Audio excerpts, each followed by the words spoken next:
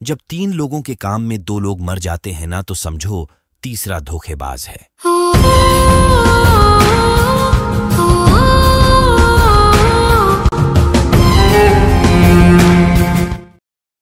अब तक लीना भी समझ चुकी थी कि उसके डैड का कातिल वो नकाबपोश हो सकता है। इधर फ्यूरी बार बार त्राण को फोन लगा रही थी, क्योंकि गॉडफादर्स के उस लॉकर की देखरेख की जिम्मेदारी त्राण फैमिली के ही ऊपर था। पर त्राण फ्यूरी का फोन रिसीव कर ही नहीं रहे थे, इसलिए फ्यूरी को उनसे मिलने जाना होगा। वहां जाने से पहले फ्यूरी को एक और जरूरी काम निपटाना था। दरअसल उस दिन लीना अपना फोन छोड़कर ही आसमा का फाइल चुराने गई थी। इस बीच उसके फोन पर बार बार एली का कॉल आ रहा था, जिससे इनको पता चल गया था कि लीना का एक बॉयफ्रेंड भी है। फ्यूरी ने लीना के फोन से एली के साथ एक डेट फिक्स कर दिया था। अब उसे या तो एली से ब्रेकअप करना होगा या फिर ये लोग उसे मार देंगे। लीना एली से मिलकर ब्रेकअप कैसे करे, इस असमंजस में डूबी थी, तो वही मडमैन गन लेकर उनकी निगरानी कर रहा था। दूसरी तरफ फ्यूरी त्राण के कसीनो में पहुंच चुकी थी। कल तक जो कसीनो खचाखच गैंगस्टर से भरा रहता था, आज वहां पर बिल्कुल सन्नाटा पसरा था। फ्यूरी गन लेकर दबे पांव आगे बढ़ रही थी, तभी एक जोरदार धमाका हुआ। इधर लीना ने बिना बात के झगड़ा करके एली से ब्रेकअप कर लिया। बेचारा एली समझ ही नहीं पाया कि कल तक जो साथ जीने मरने को तैयार थी, अचानक ऐसा क्या हुआ जो वो 4 साल की रिलेशनशिप पल भर में तोड़ के चली गई। उधर धमाके के बाद 2 बंदूकधारी अंदर घुसे। फ्यूरी ने उन दोनों को शूट कर दिया। फिर एक मशीन गन वाला बंदा धड़ाधड़ फायरिंग करते हुए फ्यूरी की तरफ बढ़ा। फ्यूरी ने ड्रॉप शॉट मार के उसका भी काम तमाम कर डाला। फिर एक के बाद एक बंदूकधारी अंदर घुसने लगे। उनके बीच ही वो नकाबपोश भी था। ये मिलकर धड़ाधड़ फ्यूरी पर गोली फायर कर रहे थे। मौका मिलते ही वो उन सबको निपटाकर निहत्थे नकाबपोश पर टूट पड़ी, क्योंकि उसकी गोलियां खत्म हो गई थी। दोनों के बीच लॉकर के लिए हाथापाई होने लगा। फ्यूरी ने नकाबपोश की गर्दन मजबूती से जकड़ रखा था कि तभी उसका हाथ कपकपाने लगा। शायद उसे कोई न्यूरोलॉजिकल प्रॉब्लम थी। पकड़ कमजोर पड़ते ही नकाबपोश ने फ्यूरी को पटक कर गन पॉइंट कर लिया। तब तक कसीनो के बाहर मडमैन और लीना भी आ चुके थे। अंदर हर ओर लाशें बिखरी पड़ी थीं। उन लाशों के ढेर में एक बंदूकधारी अभी भी जिंदा था। वो गन लेकर लीना को शूट करता। फ्यूरी ने उसे शूट कर दिया। लीना के कान के परखच्चे उड़ गए। उस गोली की आवाज 10 मिनट तक उसके कानों में घुसती रही। यहीं पर फ्यूरी ने बताया कि वो नकाबपोश लॉकर लेकर भाग गया। पर उसने फ्यूरी को जिंदा क्यों छोड़ा, ये तो नकाबपोश ही बता सकता है। नकाबपोश के साथ 2-2 हाथ करने के दरमियान फ्यूरी ने उससे लॉकर की चाबी का एक हिस्सा चुरा लिया था। यानी वो अब चाहकर भी लॉकर नहीं खोल पाएगा। तभी लीना ने पूछा, उस लॉकर में ऐसा क्या है जो उसके डैड के लिए फैमिली से भी बढ़कर था। इस पर फ्यूरी ने बताया कि उसमें था द 6 बाइबल, गॉडफादर्स को घुटनों पर लाने का सबसे बड़ा हथियार। उस बाइबल के अंदर उनके सभी क्लाइंट्स और बड़े बड़े राजनेताओं के कॉन्टैक्ट है। अगर वो नाम बाहर आए तो समझो सिस्टम खत्म। साल में सिर्फ एक बार सभी गॉडफादर्स मिलकर स्क्रिप्चर सेरेमोनी के रात उस लॉकर को खोलते हैं। फिर जांचने परखने के बाद उसे लॉक कर दिया जाता है। इतने में त्राण और उनकी पत्नी को जैसे पता चला कि बाइबल चोरी हो गया है, तो वो भी हांफते हुए यहाँ पहुंचे और उल्टा फ्यूरी को हड़काने लगे कि अगर वो डूबे तो साथ साथ फ्यूरी को भी ले डूबेंगे। कल रात स्क्रिप्चर सेरेमोनी है। उनके पास लॉकर को वापस लाने के लिए सिर्फ 24 घंटे है। कैसे क्या करना है, इसके लिए ये वापस अपने अड्डे पर लौट आए। तब तक फिक्सर भी लौट आया था। फ्यूरी के पूछने पर उसने बताया कि वो अपना कुछ पर्सनल काम निपटा रहा था। तभी गॉडफादर्स के हॉटलाइन की घंटी बज उठी। गॉडफादर्स को लग रहा था कि दारियस के मर्डर के पीछे कोई उनके बीच का ही है। इसी पर डिस्कस करने के लिए उन्होंने फ्यूरी को बुलाया था। वही गॉडफादर्स को भनक लगने से पहले लॉकर को भी ढूंढना जरूरी था। उस वक्त जब फ्यूरी कसीनो के अंदर गई थी तो वहां पर ना ही तो कोई सिक्योरिटी मौजूद था और ना ही वहां उनके लाश थे।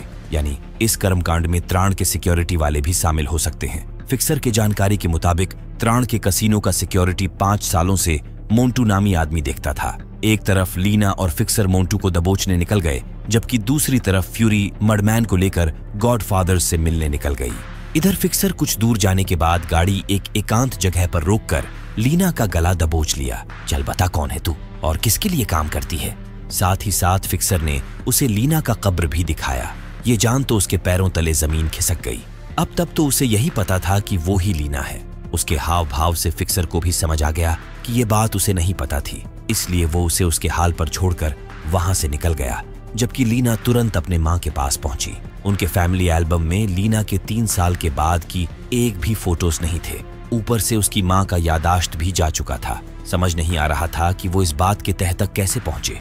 जैसे ही वो अपने माँ के कमरे से बाहर गई, एक किलर उसके माँ को तकिए से घोंटकर मारने की कोशिश करने लगा। लीना उसे शूट करती। वो किलर घूमकर एक जोरदार किक लीना के जबड़े पर दे मारा। तभी लीना के मॉम ने पीछे से किलर को शूट कर दिया। शायद लीना के मॉम को कुछ ऐसा राज पता था जो कोई चाहता नहीं था कि लीना को पता चले। लीना ने तुरंत लाश को ठिकाने लगाने की प्रक्रिया शुरू की। इस बीच उसके मॉम का दिमाग शायद थोड़े टाइम के लिए जगह पर आ चुका था। पूछने पर उन्होंने बताया कि उनकी बेटी लीना मर चुकी है। काले लिबास में लिपटी एक औरत उन्हें एक परी दे गई, जिससे ये तो क्लियर हो गया कि लीना दारियस की सगी बेटी नहीं बल्कि अडॉप्टेड चाइल्ड है। दूसरी ओर फ्यूरी गॉडफादर्स के साथ मीटिंग कर उन्हें समझा बुझाकर बाहर निकली ही थी कि तभी बाहर उन्हें फिक्सर मिला।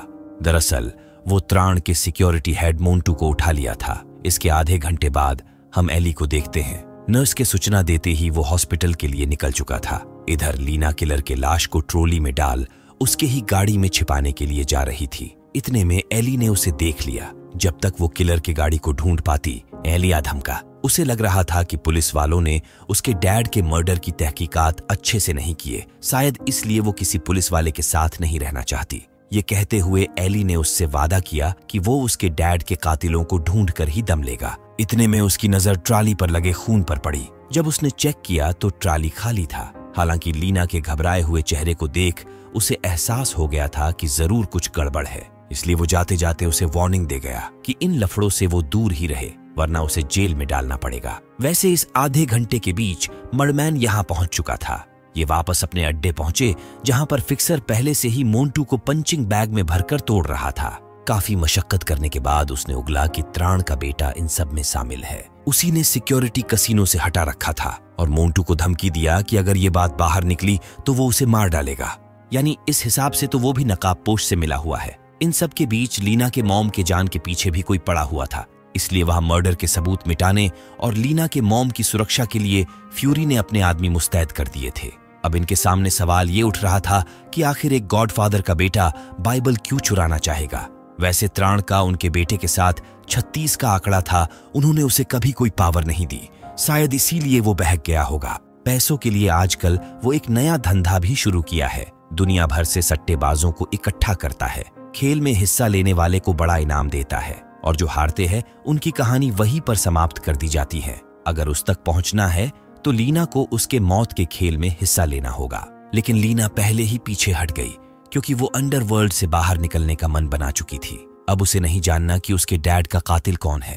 अगली सुबह फ्यूरी लीना को लेकर उस जगह की ओर निकल पड़ी जहां से त्राण के बेटे के लोग गेम में हिस्सा लेने वाले पार्टिसिपेंट्स को उठाने वाले थे। रास्ते में लीना ने अपनी एक ड्राइंग दिखाते हुए पूछा, मेरे बचपन के हर ड्राइंग में एक काले लिबास में औरत है, मुझे लगता है कि वो तुम ही हो, क्या तुम मेरी मम्मा हो? जैसा कि उसके अडॉप्टेड मॉम ने उसे बताया था कि काले लिबास वाली औरत उन्हें एक परी दे गई थी।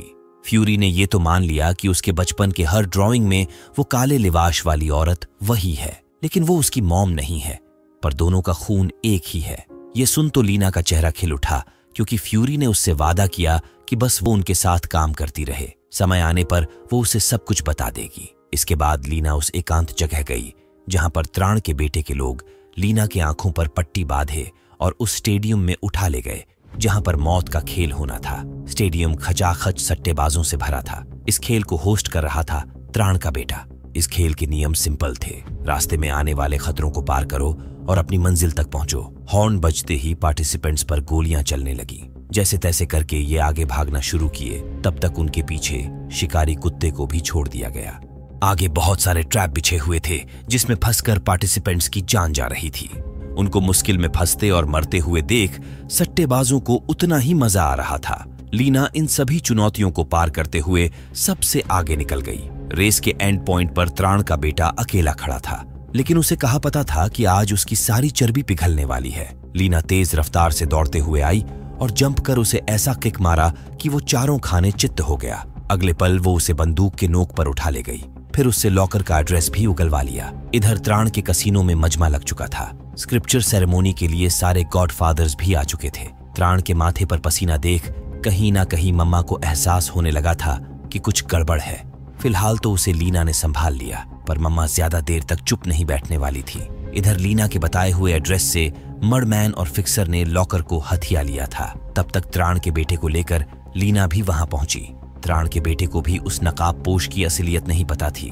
तभी लीना ने उससे पूछा, इस लॉकर को चुराने में दारियस गुहैव का क्या रोल था? त्राण के बेटे ने जो बताया उसे सुनकर तो लीना की नजरों में अपने डैड के लिए इज्जत और बढ़ गई। असल में दारियस ने तुम्हारे लिए ही ये कांड किया। वो तुमको यहाँ से दूर भेज देना चाहता था क्योंकि उसे डर था कि एक दिन गॉडफादर्स उससे तुमको छीन लेंगे। वो कहते हैं कि तुम स्पेशल हो। अब इसके पीछे क्या रीजन है वो तो सेल्मा ही बता सकती है। इधर मम्मा सभी गॉडफादर्स का कान भरना शुरू कर चुकी थी। सब लॉकर को देखने के लिए मरने मारने पर उतारू हो चुके थे। फहीम ने जैसे ही पर्दा हटाया सबकी बोलती बंद हो गई। लीना, मडमैन और फिक्सर यहाँ आ चुके थे। त्राण के बेटे को इसी शिप के इंजन रूम में बंद कर दिया गया। कुछ देर बाद नकाबपोश वहां आ धमका और त्राण के बेटे को मारने के बजाय उसे उसकी गलती सुधारने का एक और मौका दिया। इधर फ्यूरी सबका ध्यान अपनी तरफ खींचते हुए बोली, दोस्तों ये है लीना आहागो, मेरा अपना खून, मेरी अपनी भतीजी और फ्यूरी के ओहदे की अगली वारिस। सबने तालियों से अपने अगले फ्यूरी का सम्मान किया। पहले सेल्मा और अब उसकी वारिस। बक्सी को तो ये कत्तई मंजूर नहीं था। वही सेल्मा ने लीना को बताया कि ये फ्यूरी का ओहदा उनकी 4 पीढ़ियां संभालते हुए आ रही हैं। ये बात है सन 1928 की। उस वक्त पेरिस पर 8 माफिया खानदान राज करते थे। उन्हीं में से एक था सेल्मा का खानदान आहागो। उनसे सब डरते थे, इसलिए इज्जत भी उतना ही करते थे। आज घर में जश्न का माहौल था क्योंकि एक तो सेल्मा की परदादी प्रेग्नेंट थी और दूसरी वो शादी के बंधन में बंधने जा रही थी। तभी उन 8 माफियाओं में से किसी ने षड्यंत्र रच दिया। सेल्मा के परदादा उस षड्यंत्र के भेंट चढ़ गए। पूरे आहागो खानदान को बेदर्दी से खत्म कर दिया गया। जिस माफिया खानदान ने आहागो फैमिली पर हमला करवाया, सेल्मा की परदादी ने उन्हें ढूंढ निकाला। उनके गजब से कोई नहीं बच पाया। उसी दिन जन्म हुआ इंसाफ की तलवार फ्यूरी का और बचे उन 6 गॉडफादर्स के फैमिलीज को ओलंपियन के नाम से जाना जाने लगा। लीना इतने से संतुष्ट नहीं थी, उसे अपने पेरेंट्स के बारे में भी जानना था। जिस पर सेल्मा ने बताया कि तुम्हारा बाप मेरा लाडला भाई था। उसका नाम था द्रिस आहागो और उसके मम्मा का नाम था करीना। पर अफसोस वो दोनों एक एक्सीडेंट में मारे गए। इधर बुआ और भतीजी अपने घर खानदान की बातचीत करने में बिजी थे तो वही उनके पीछे लॉकर को खोलने की तैयारी भी शुरू हो चुकी थी। जैसे ही सारे चाबियों को मिलाकर लॉकर खोला गया, बिल्कुल सन्नाटा पसर गया। अंदर बाइबल की जगह जेली का कटा हुआ सर था। नकाबपोश इनके साथ खेला कर चुका था।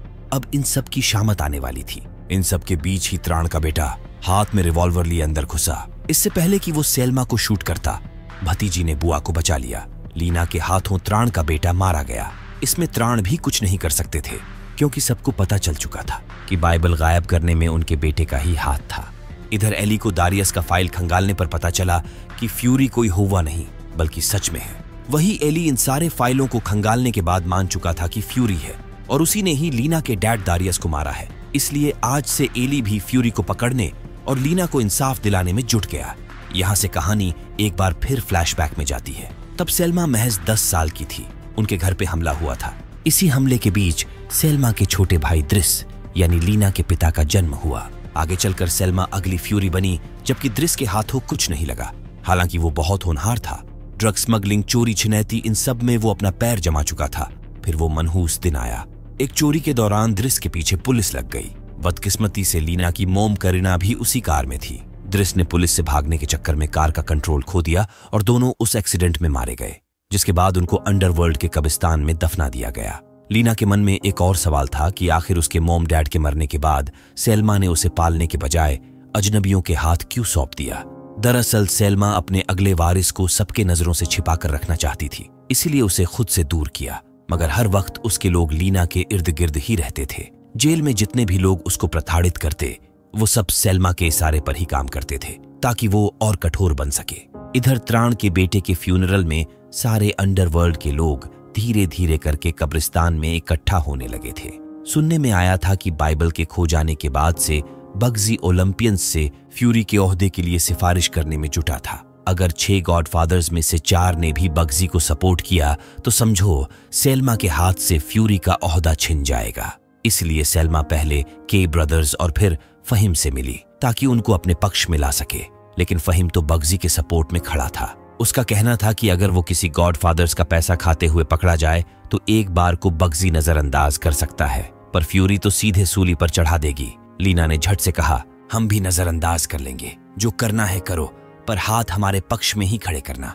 इधर बग्जी अपने राइट हैंड ओरसो को लीना को खत्म करने का टिप दे चुका था। वैसे लीना को मारना ओरसो के लिए काफी मुश्किल होने वाला था, क्योंकि वो उसकी पड़ोसन थी और पिछले कुछ दिनों में दोनों काफी करीब भी आ चुके थे। इधर लीना घर के लिए निकल ही रही थी कि तभी एली की नजर उस पर पड़ गई। वो उसका पीछा करते हुए उसके बिल्डिंग तक जा पहुंचा। दरवाजे पर लॉक लगा हुआ था। इतने में रोड के उस पार वाले बिल्डिंग से एक महिला बाहर निकली। दरवाजा बंद होता उससे पहले ही एली अंदर घुस गया। इधर लीना जैसे ही घर के अंदर दाखिल हुई, ओरसो उसी के ताक में बैठा था। ये तो लीना की किस्मत अच्छी थी जो ओरसो की पहली गोली मिस हो गई, वरना लीना को संभलने तक का भी मौका नहीं मिलता। ले धब्बाधब दोनों एक दूसरे पर गोलियां दागने लगे। जब बंदूक से बात नहीं बनी तो दोनों हाथापाई पर उतर आए और फिर करीब आते ही ओरसो बहक गया। ये मंजर सामने वाली बिल्डिंग से एली देख रहा था। इसके बाद तो उसको सारा खेल समझ आ गया कि आखिर लीना उसको छोड़कर क्यों गई। वही लीना को डर सताने लगा था कि अब ओरसो का क्या होगा जब बग्जी को पता चलेगा कि उसने लीना को जिंदा छोड़ दिया। इधर उधर की बातें करते करते लीना एकाएक अपने पेरेंट्स के एक्सीडेंट वाले टॉपिक पर चली गई कि शायद इस बारे में ओरसो को कुछ पता होगा। फिर ओरसो ने जो बताया, भाई साहब उसे सुन तो उसके होश उड़ गए। जहां तक ओरसो को जानकारी है, लीना के पेरेंट्स कार एक्सीडेंट में नहीं मरे थे। उनको ओलंपियंस से गद्दारी करने के जुर्म में फ्यूरी ने मारा था। हालांकि लीना को विश्वास नहीं हो रहा था कि ओलंपियंस के लिए फ्यूरी अपने छोटे भाई को मार डालेगी। ये बात वो खुद सेल्मा से सुनना चाहती थी। अब बस उसे एक सही समय का इंतजार था। वो सेल्मा के साथ उस डॉक्टर के पास गई जो जेली के पोस्टमार्टम की फाइल तैयार कर रहा था। वो डॉक्टर सेल्मा का आदमी था। उसे जेली के मुंह के अंदर से एक चिट्ठी मिला। ये तो फहीम का कम्युनिकेशन सिस्टम है। कुछ सालों पहले ओलंपियंस पर साइबर अटैक हुआ था, जिसके बाद फहीम ने एक जबरदस्त एनालॉग कम्युनिकेशन सिस्टम इजाद किया। मान लो किसी गॉडफादर को ड्रग या फिर गन्स की डिलीवरी लेनी है, तो डिलीवरी कहां पर होगी, कितने पैसों का डील होने वाला है, लोकेशन वगैरह सारा कुछ डिटेल फहीम कागज और कलम की मदद से लिखता है और उसे 3 हिस्सों में तोड़ देता है, जिसके बाद उसके जेब कतरे चिट्ठी को अगले पार्टी तक पहुंचाते हैं। गॉडफादर्स को इस बात की वो पूरी गारंटी भी देता है कि अगर चिट्ठी का एक हिस्सा पुलिस ने पकड़ भी लिया तो भी वो इसे डिकोड नहीं कर पाएंगे। सिर्फ रिसीवर ही मैसेज को जोड़कर डिकोड कर सकता है। इसलिए गॉडफादर्स का सारा स्मगलिंग का धंधा फहीम के एनालॉग कम्युनिकेशन सिस्टम पर ही टिका हुआ था। अब जेली के मुंह से फहीम की चिट्ठी निकली है, इसका मतलब फहीम भी गद्दार हो सकता है। इसका पता लगाने के लिए लीना जेब कतरों की रेकी करने लगी। जल्द ही उसे एक नई बात पता चली। ड्यूक ने अपने कोकीन की डिलीवरी लोकेशन फहीम के जेब कतरों को थमाई तो वो सीधे कोकीन खरीदने वाले पार्टी के पास न जाकर पहले एक स्टूडियो में चिट्ठी के साथ फोटोशूट करवाए, बाद में कोकीन खरीदने वाली पार्टी के पास गए, जबकि तीनों चिट्ठियों को कंप्यूटर वाला जोड़कर किसी चौथे शख्स को पकड़ा दिया, जिसका पीछा करते हुए लीना सेल्मा को लेकर फहीम के उस ठिकाने तक पहुंच गई जहां पर फहीम चिट्ठियों की फोटोकॉपी रखता था। ये बात अगर गॉडफादर्स को पता चली कि फहीम उनके काम का सबूत रखता है तो वो तो उसकी बखिया उधेड़ देंगे। हालांकि उन चिट्ठियों तक पहुंचना आसान नहीं था। एक बार को कोई ऑटोमेटिक अलार्म लगा होता तो ये हैक करवा के अंदर जा भी सकते थे, पर यह फहीम का स्टाइल था। अगर गलती से 1 घंटी भी बजी तो समझो खेल खत्म। हर 15 मिनट में उसके आदमी इस एरिया का राउंड मारने आते हैं। इन्हें जेली की चिट्ठी का कॉपी ढूंढना था ताकि पता कर सके उस मैसेज में ऐसा क्या था जो जेली के मौत का कारण बना। सारी तैयारी करने के बाद देर रात को एक बार फिर ये अंदर घुसे। फिक्सर और मर्डमैन बाहर के हालातों पर नजर रख रहे थे। जैसे ही पहरेदार चक्कर लगाकर चले गए, ये घंटियों के जाल को पार करने लगे। तभी फ्यूरी का हाथ कपकपाने लगा। जब जेब में हाथ डाली तो जेब खाली था। दरअसल लीना पहले से ही सही समय के ताक में थी। उसे अब जानना है कि फ्यूरी ने उसके डैड द्रिस को क्यों मारा, वरना वो घंटी बजा देगी और फिर दोनों का काम यहीं पर तमाम हो जाएगा। फ्यूरी के पास सच्चाई बताने के अलावा दूसरा कोई चारा नहीं था।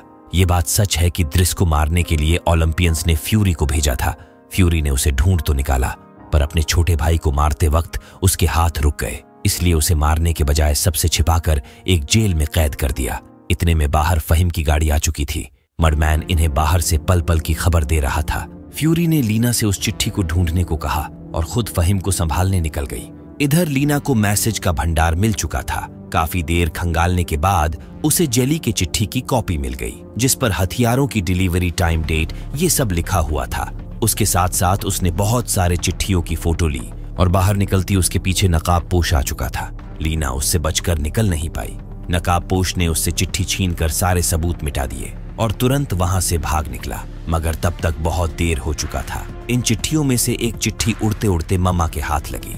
दरअसल जब लीना अंदर अपना काम निपटा रही थी तो इधर फ्यूरी पहले से ही प्लान कर गॉडफादर्स को बुला चुकी थी। इन चिट्ठियों से साबित हो गया कि ममा का कैंटीनर की डिलीवरी लोकेशन फहीम जेली को बेच दिया होगा, तभी तो वो कैंटीनर हाईजैक कर पाया।